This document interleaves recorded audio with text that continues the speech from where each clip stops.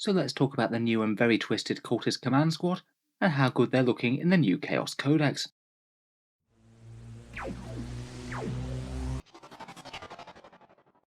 Hello and welcome back to Auspex Tactics, where today we're talking Chaos Space Marines, and I thought we'd focus on the newer shiny dark Commune models, the interesting and shadowy leaders of a cultist uprising, all of whom seem to be a little bit on the twisted side from the power of the Dark Gods.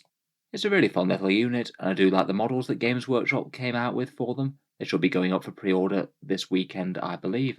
If you're looking to pick them up at a discount, then feel free to check out my Element Games link for people in the UK down in the video description. They should have them at a discount from Saturday. In any case, today I thought we'd take a look at the unit, talk about what their datasheet does, what their best options are for leading other traitors into battle, a few buffs and synergies and legion selections, and how I think about using them in-game. Lots to talk about, so let's jump straight into it.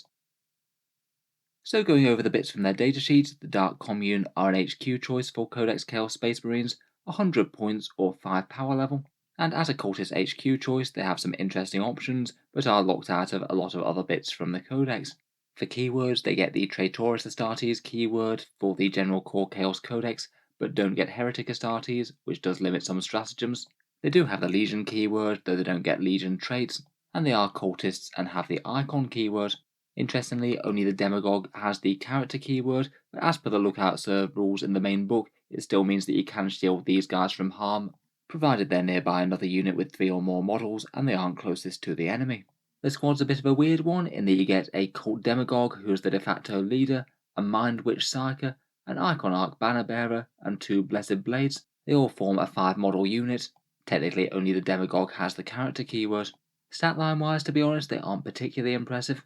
They do follow the cultists quite closely in that they all hit on 4s, they're generally strength 3, toughness 3, and they have a paltry save of 6+, meaning that if they do get exposed, even just light infantry fire will make a mess of them very quickly. There's only 10 wounds between the unit, so basically they're easier to kill than your average squad of Imperial Guardsmen. As for what the various bits of the squad do, the Cult Demagogue is the character leader. He's got 3 attacks and 3 wounds, and he has a stave that's strength user, AP 1 and damage D3, so at least does a little bit of damage. He's a priest, so can chant prayers to the Dark Gods, including Dark Zealotry for the reroll hit rolls, and he also makes the unit fearless, so at least you don't have to worry about morale. Then there's the Mind Witch. That one's got 3 wounds and 1 attack, and hits with a regular close combat weapon. It's a Psyker that knows Smite, and one of the first 3 powers out of the Dark Hereticus discipline. Then the Banner Bearer is called the Icon Arc. That one's got 2 wounds, 2 attacks, and he's a standard for buffing cultists basically. A 6-inch aura plus 2 leadership to them, and reroll hit rolls of 1 for Legion cultists nearby. Perhaps a bit mediocre on the cultist mob that doesn't really do all that much damage, but potentially quite interesting for those accursed cultists. He also brings the Icon keyword to the unit as well, which could be relevant for some things, such as a Word Bearer's secondary. Finally, the unit's got 2 little bodyguards called Blessed Blades. They look like they should be at least fairly threatening in combat, but they are a bit underwhelming I think really. Only 2 attacks each hitting on 4s, at strength 4, AP 3, damage 2. If you get lucky you might kill say 1 Space Marine, though I wouldn't be expecting much more than that. Overall they're a bit of an interesting value proposition. Different parts of the squad seem a bit more suited for helping different things, though I think it is kind of interesting that you get a prayer and also a psychic power out of the unit. I think there are some arguments that you can make for these guys versus the Dark Apostle. More limited choice of prayers and they go off a bit less reliably, but you do get a psychic power and some cultist buffing rules. Talking of prayers and psychic powers, let's talk about their choices. The unit can't take marks as they're cultists, so that means that you do have to go with the actual ones from the disciplines and not the very good god-specific ones. For the psychic powers, I think the best is Prescience out of the first 3 choices, Warp Charge 7 and +1 to hit. That's pretty potent on just about any unit that you can cast it on, provided they weren't already hitting on a 2+. This would be my top choice, as they are basically a buffing unit. Perhaps one of the main disadvantages is that you can buy it in quite cheaply on legionary squads if you did want to take that Balefire Acolyte. Otherwise there's Infernal Gaze, a bit of a side grade from Smite really. It's Warp Charge 5 and 3d6 rolls at a 4+ for a mortal wound each, and you get to roll 6d6 if you cast on a 10+. In terms of average mortal wounds it is actually slightly worse than Smite, but I believe it does have the advantage of ignoring character protection, so it could be okay for finishing off injured characters perhaps. Finally, there's Diabolic Strength. You get to choose 1 infantry or spawn model for +2 attacks and +2 strength. This one I think is situationally okay. Some unit champions can actually make quite good use of that, particularly if they're taking a nice relic like the Black Mace. Otherwise, Abaddon the Despoiler is an obvious target, so is the very fighty Master of Executions, who's a nice cheap melee beatstick, and just about any other infantry melee character for Chaos Space Marines. If you've got a suitable target nearby, then that could be okay, but otherwise this one's just not going to be worth it. You can always fall back on Smite, of course, and I think that having the choice between Prescience and Smite is usually going to be quite a good deal. Otherwise, there's the Priest and the Prayers to the Dark Gods. You get to buff core characters or cultists with these. I think perhaps just the Dark Zealotry for standard rerolls to hit in melee is really quite good. A 3+ chance for that is pretty excellent on things like Accursed Cultists, Chaos Terminators, or just about anything else in range. You get that one included for free though, and then you get the choice of 3 other selections if they do make more sense. One is Light Cover to units wholly within 6 inches of the caster, maybe okay for small things like Terminators or Noise Marine units perhaps. Having to be wholly within is a little bit on the restrictive side though, and means that you have to stay bunched up.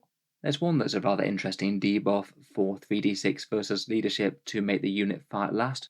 Fights last is a really quite good supporting rule and could be great for supporting melee units, but maybe the main issue with this one is that it happens in the command phase before the unit has had a chance to move. If you're trying to charge something, there's at least a reasonable chance then they might be out of range at that point. Otherwise, there's one for a +3 attacks and AP-2 to the priest himself, becoming 6 attacks at strength 3, AP3 and damage D3. To be honest, this one again is really not worth it, it's much better on a Dark Apostle. In general, I think that Dark Zealotry is maybe the easiest one to use. I'd probably take either the Light Cover or the Fights Last as a backup choice. Light Cover's not too bad on actual Space Marine units as you move up. Otherwise, the Fights Last one could be potentially useful once the army gets engaged, and potentially you could use 2 command points to trigger it after moving if it's absolutely vital. Still though, there's always the chance of failing that 3d6 roll, so it's not super reliable even if you do manage to cast it. Otherwise, besides the Psychic Power, the Prayer, and the Icon Arc bonus, a lot of other things just don't really work all that great on the Dark Commune. For the most part, that stuff is all that you get. In terms of restrictions, you can only take 0 to 1 of them per detachment, though I don't think you'd want to take more anyway due to doubling up on those limited selections of powers and prayers. They can't be a primary warlord, though you can buy in traits for them, I believe. They don't get any legions traits, such as Word Bearers reroll hits, and they don't get any of the wanton rules for exploding 6s. They also can't take marks, as the marks rule specifically excludes them from being able to use it. In general, I think it probably adds up to these just not really needing all that much investment. For warlord traits, you could take Flames of Spite or Hatred Incarnate. Both of those would help out their melee a tiny bit, but they're just much better served elsewhere on fightier characters. Maybe the 5+ Feel No Pain might be alright, a small toughness boost to the unit that makes them a tiny bit harder to take down. Otherwise, for relics out of the main book, they could take the Inferno Tome or Black Rune of Damnation. I think the Inferno Tome is kind of okay, 1 additional prayer and get D3 mortal wounds each time you manifest, though compared with the other relics that you can take on other characters, I still don't think it's outstanding. Then there's the Black Rune of Damnation, which gives them -1 to wound, which is kind of outstanding, but again much better served elsewhere in the army. Definitely one to consider throwing on a unit of Terminators possessed or chosen. Stratagems wise, they don't have all that much. I'd say maybe that 2 command point one to chant a prayer automatically in any phase could be good. Potentially that could combo nicely with the Fight's Last one as we just mentioned, though I think normally you just want to roll in the command phase as 2 CP is quite expensive. Otherwise you could potentially use the Contempt over Caution to shoot at something that's or locked in combat with these cultists, though it does mean that you might be shooting up your fairly expensive and fragile cultist squad, which isn't exactly ideal. And 1 command point theoretically for Ritual Offerings could make the squad a bit stronger if they do manage to kill anything in melee. Legions wise, again there aren't all that many meaningful synergies. Perhaps the Word Bearers might have the best of the bunch. If for some reason you didn't need it on a Dark Apostle, you could upgrade the Priest to reroll their prayers all game long. Could at least give you the reroll melee hit aura very reliably, and maybe just chance the Dark Apostle's 2+ roll. Their characters have the chance to resurrect in death for 1 CP, though I guess it would be a bit more underwhelming to have the one guy with the prayers resurrect and not the rest of the unit, so even that's a little bit less use on these guys than other characters I think. If you did want to add some more durability though, then the Crown of the Blasphemer perhaps has more value to them defensively than virtually any other unit. It gives them all a 4+ invul save, at least making them a little bit annoying to remove. I guess it's a fairly big deal when you were only saving on a 6+ anyway. Otherwise, there's only some scattered relics and things that you can take from the other legions. Most of the stratagems just aren't particularly good on these Dark Communes, seeing as they don't really deal meaningful damage. The Night Lords have a relic for no deep strike within 12 inches of the bearer. It's not bad, but still maybe a bit niche. The Iron Warriors might be able to use cannon fodder if they wanted to sacrifice the Commune at some stage to protect something more valuable. Still though, that's almost always going to be better to use on your actual cultists as opposed to these guys. The Alpha Legion have the icon of the Hydra, which is actually quite a nice buff to nearby cultists. If you did have these guys leading, say, some accursed cultists into battle, then making them -1 to hit with dense cover actually is pretty reasonable. I think that one could be worth considering for that little formation. And for the Emperor's Children, they can take the Raiment Revulsive, and that gives you a shoots while doing action ability. Maybe okay if they're hanging around next to some Noise Marines, but still I'd say maybe not super strong. In game, I generally consider them to be usable, but maybe a bit niche. Often you're going to want either the Dark Apostle or the Sorcerer instead of them, perhaps, though I do think that they do have some interesting roles that they could fill. First up, they are a 5 model unit with access to Lookout Sir, which means that you could do gamey things, chaining them out to objectives. You just need to make sure that you had some units in the midfield, so they're not going to get shot directly. In theory, if you could keep them within 3 inches of a 10-man unit of cultists in cover, chain them out to an objective, and have something else in the midfield to make sure that the opponent can't hit them first. Theoretically, you could be taking an objective in the open without putting them at undue risk. In terms of which units to buff, I do feel that perhaps Accursed Cultists are the ones that are worth going for. Regular Cultists, even in 20-man blocks, just don't really seem worth the investment. Even if they do wind up hitting with a lot more melee attacks, it still doesn't seem that they'll be much of a threat to anything bar light infantry. The numbers for a maxed out squad of Accursed Cultists do look at least fairly scary on paper though. It's 150 points for a 4 Accursed Cultist squad, 6 Torments and 10 Mutants. The Torments all get Strength 5, AP 2, Damage 2 attacks, so are really quite general purpose threatening. Give them Prescience and Dark Zealotry for reroll hits, and you'd average something like 24 dead Guardsmen, a big 9 dead Space Marines, and 12 wounds to a Toughness 7 vehicle. And I think for a fairly durable troops choice plus a support squad, that's really not too bad on the numbers front. If you have the CP kicking around, you could also add Veterans of the Long War for +1 to wound as well, which really helps them against tougher targets, say dealing 18 wounds to a Toughness 7 vehicle on average.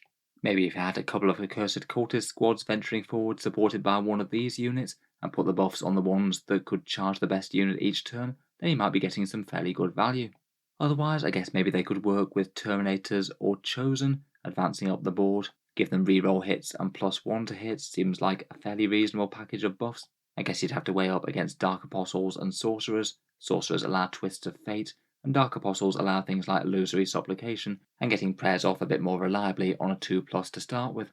Overall, I probably feel for the majority of Chaos Space Marines, you'd probably want to go for the actual Sorcerers and Dark Apostles over these guys. I feel like they're good, but maybe just a little bit niche, and mostly suited to buffing the Accursed Cultists more than just about anything else in the decks. In any case though, let me know what you think down in the comments below. Are these guys good enough to make the cut on their Chaos list? Or are their buffs a touch underwhelming and the unit a bit fragile? Let me know your thoughts down in the comments below. If you've enjoyed the video, feel free to subscribe to Auspex Tactics, where I'll certainly keep some regular Chaos videos coming. It's going to be interesting to look at a few more units out of the Codex.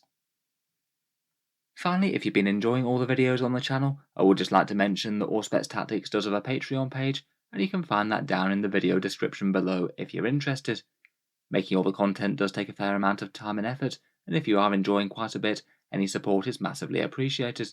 Channel patrons do get a fair few advantages, seeing certain videos early, regular votes to see what sort of things happen next on the channel, and automatic entry into the regular prize giveaways with a chance to win some big model kits each month. If any of that sounds good to you, or you'd just like to help support, the link is down in the video description. In any case, a massive thank you for listening, and I'll hope to see you guys next time.